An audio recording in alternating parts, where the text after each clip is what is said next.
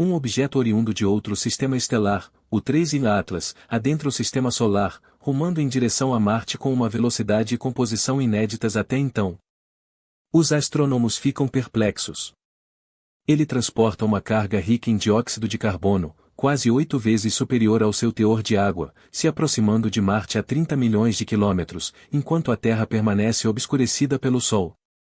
No mesmo período, os jipes marcianos da NASA detectam possíveis assinaturas biológicas nas antigas leitos de rios do cráter G0. Será mera coincidência cósmica, uma entrega natural de gelos exóticos, ou algo projetado com propósito?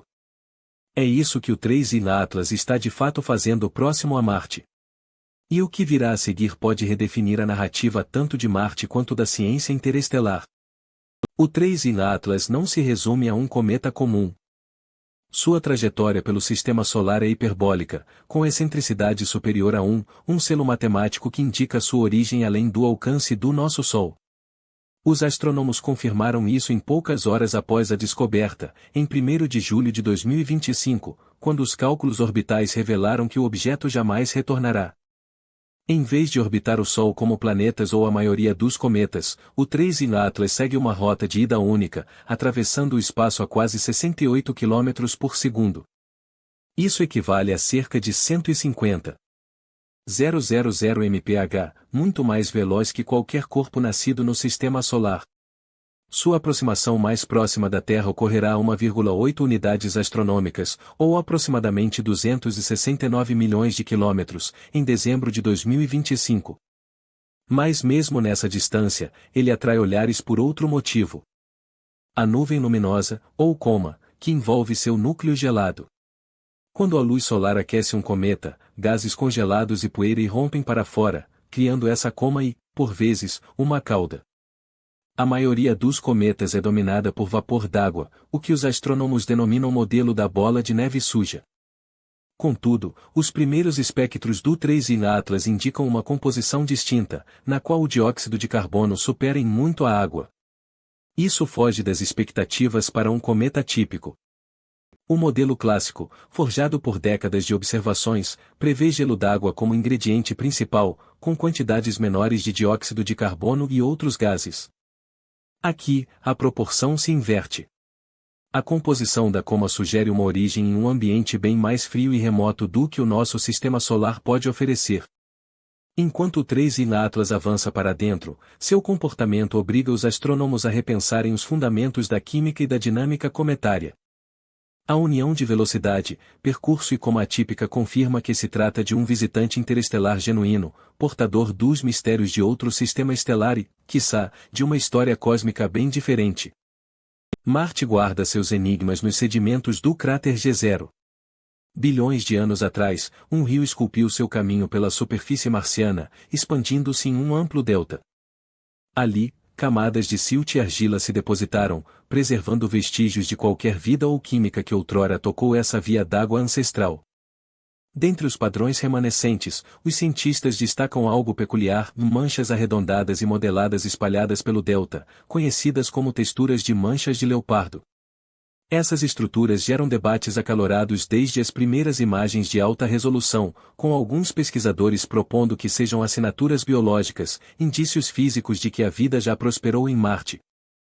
O Dr. Hiroshi Tanaka, químico planetário que dedicou anos ao estudo de sedimentos marcianos, alerta contra conclusões precipitadas. Ele observa que, na Terra, deltas fluviais funcionam como cofres naturais para moléculas orgânicas.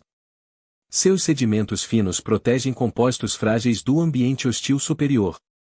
Marte, com sua atmosfera rarefeita e radiação incessante, oferece poucos locais tão promissores para conservar orgânicos antigos quanto o delta de G0. No entanto, nem todo padrão estranho sinaliza vida. A equipe do Dr. Tanaka demonstrou que manchas semelhantes podem surgir de reações químicas, crescimento mineral ou até a erosão gradual de rochas ao longo do tempo. O dilema da ciência marciana reside em distinguir o que é nativo do planeta do que pode ter chegado de fora. Um delta como o de G0 é uma armadilha ideal, capturando orgânicos independentemente de terem se formado em lagos marcianos ou chegado via poeira e gelo do espaço. Com novas alegações sobre assinaturas biológicas em circulação, o risco de equívocos aumenta. O momento da passagem do 3 em Atlas perto de Marte só agudiza a indagação. Se um influxo de orgânicos frescos surgir no Delta, trata-se de uma mensagem do passado marciano ou de uma remessa recente do cosmos? As respostas jazem sepultadas nas camadas, aguardando a ciência meticulosa para desvendá-las. A química de um cometa geralmente denuncia seu local de nascimento. Por décadas, astrônomos mensuraram o equilíbrio entre vapor d'água e dióxido de carbono nas comas cometárias, empregando essas proporções para traçar onde o gelo se condensou há bilhões de anos. Mas, com o 3 em Atlas, os dados não se encaixam em nenhum padrão conhecido. Em 18 de julho de 2025, o Gran Telescópio Canarias registrou uma razão dióxido de carbono para água próxima de 8 horas e um valor atípico sob qualquer critério. A maioria dos cometas, inclusive os das regiões externas gélidas do nosso sistema solar, transporta mais água que dióxido de carbono. Aqui, o enredo se inverte. O debate rompeu assim que os dados atingiram os servidores de preprints. Algumas equipes levantaram após a possibilidade de se tratar de um artefato de calibração foi descartada. A atmosfera terrestre está repleta de dióxido de carbono, e remover essas faixas de um alvo interestelar fraco é uma tarefa notoriamente complexa, mas espectros subsequentes obtidos pelo telescópio Keck e pelo Nordic Optical Telescope confirmaram a irregularidade. Mesmo as estimativas mais conservadoras, em torno de 5 horas e ainda estão bem além do padrão habitual. Agora, o debate é se isso revela um vislumbre da formação em um tipo distinto de nuvem molecular ou indica um processamento extremo causado por radiação cósmica ao longo de sua extensa viagem. Acrescentando mistério à questão, os astrônomos detectaram um tom esverdeado no espectro da coma. Esse brilho está associado a moléculas como o de carbono e cianeto, substâncias que podem emitir luz intensa quando estimuladas por reações químicas energéticas. No caso de 3 em Atlas, sua intensidade parece excepcionalmente elevada, talvez impulsionada pelo mesmo processo de degaseamento rico em dióxido de carbono que o diferencia.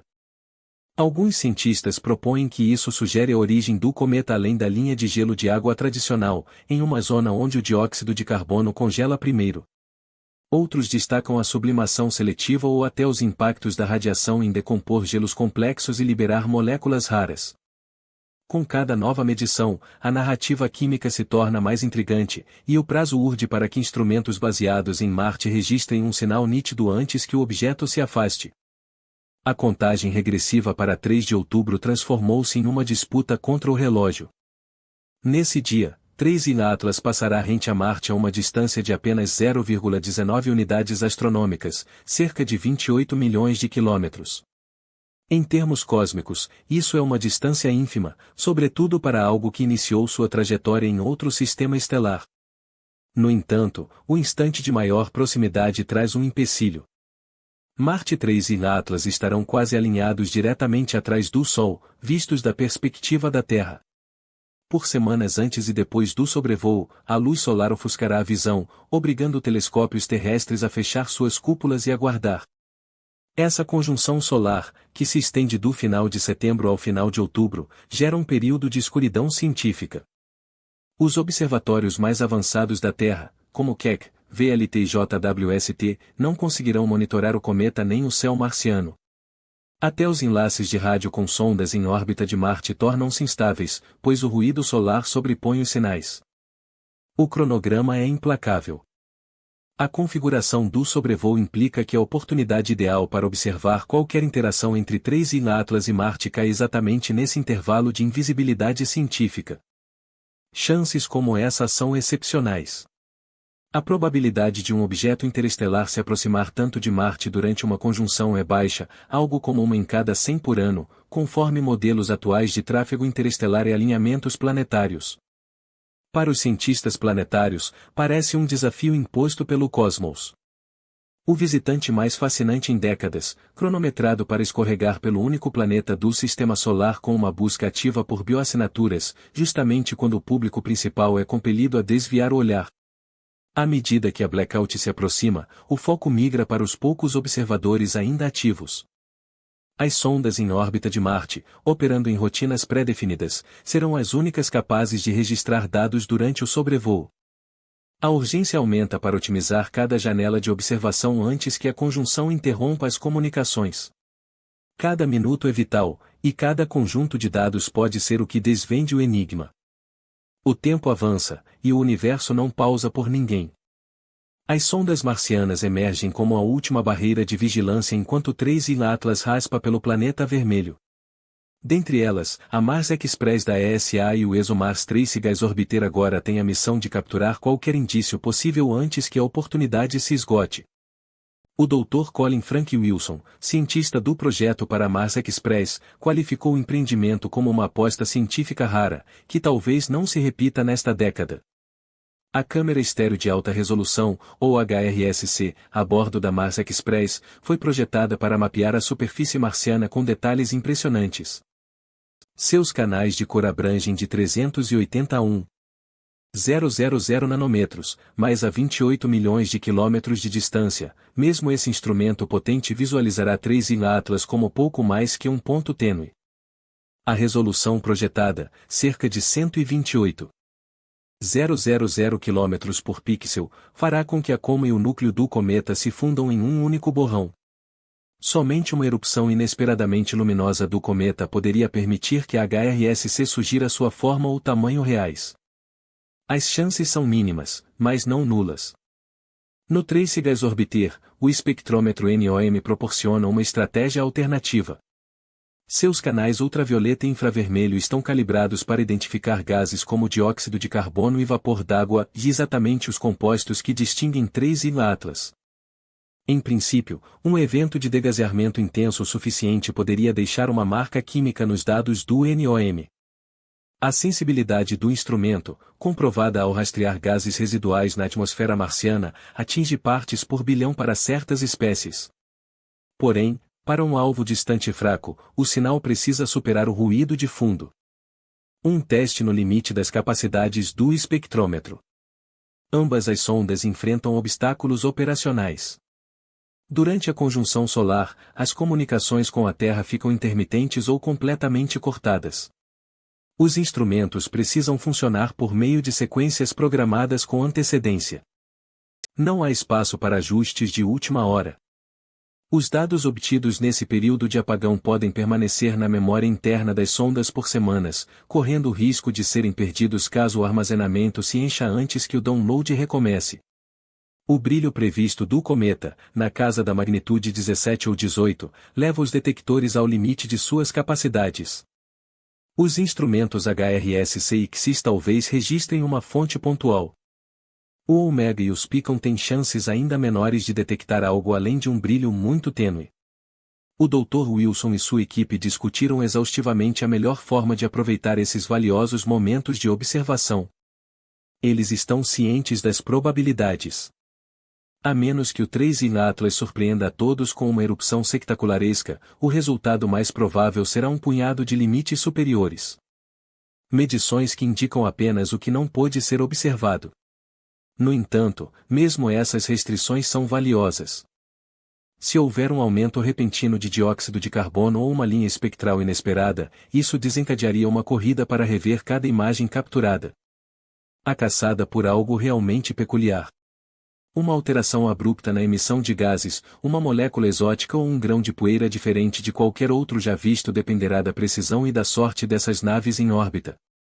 Por enquanto, a estratégia ideal é monitorar, registrar e preparar-se para analisar o que quer que os sensores possam captar. O universo confiou aos orbitadores de Marte uma missão singular, e eles se apressam para cumpri-la, independentemente de quão fraco seja o sinal. As especulações em torno do 3i Atlas dividem-se em três hipóteses principais. A primeira considera a passagem próxima do cometa por Marte como um episódio raro, mas natural. Modelos de fluxo de objetos interestelares indicam que um corpo como esse se aproxima a 0,2 unidades astronômicas de Marte a cada 50 a 200 anos. Isso implica probabilidades anuais entre 1 em 100 e 1 em 200. Uma aposta arriscada, mas dentro do domínio do possível. A maioria dos astrônomos encara isso como uma flutuação estatística, um lembrete de que a aleatoriedade ocasionalmente gera padrões que nos inclinamos a interpretar. A segunda hipótese evoca antigas fantasias de terraformação. Será que o 3 em Atlas poderia ser um sistema de entrega deliberadamente direcionado a Marte? A composição química do cometa é fascinante.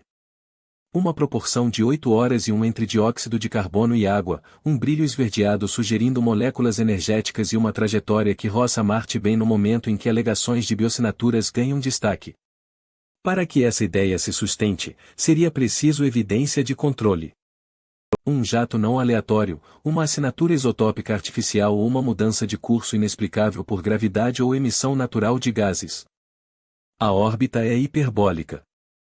Não há indícios de aceleração não gravitacional, e o silêncio no rádio descarta sinais evidentes. Ainda assim, os orbitadores marcianos permanecem atentos a qualquer anomalia. Um pico em isótopos raros, uma explosão súbita de gás ou grãos de poeira com química desconhecida. A terceira via é a panspermia, a noção de que os blocos de construção da vida podem viajar pela galáxia como caronas. Se a coma do cometa abrigar orgânicos complexos, ou se as proporções isotópicas em sua poeira ecoarem as de meteoritos ou rochas marcianas antigas, isso poderia respaldar a teoria. Mas comprovar a panspermia é árduo. Nem mesmo um aumento de orgânicos durante o sobrevoo bastaria. Os cientistas buscarão assinaturas isotópicas, relações entre carbono, nitrogênio e oxigênio que não se assemelhem a nada de Marte ou do Sistema Solar. Somente assim se poderia descartar o acaso. Cada cenário define seu próprio critério de prova. Por ora, a natureza é a aposta mais segura, mas a busca por algo mais estranho prossegue. Boatos sobre o 3 em Atlas se espalharam tão velozmente quanto o próprio objeto, alimentados por memes de relógios cósmicos e alegações de entregas artificiais. Mas na ciência, narrativas extraordinárias exigem provas igualmente excepcionais. Contudo, a origem do elevado teor de dióxido de carbono e qualquer ligação com estudos de bioassinaturas marcianas continuam sem solução. As evidências até agora não endossam intervenção artificial, mas enriquecem nosso conhecimento sobre química interestelar e os obstáculos na análise de anomalias planetárias. O que o 3 em Atlas faz próximo a Marte representa um experimento natural incomum. Um que desafiará nossos instrumentos, nosso ceticismo e nossa capacidade de distinguir sinal de ruído na procura pela vida.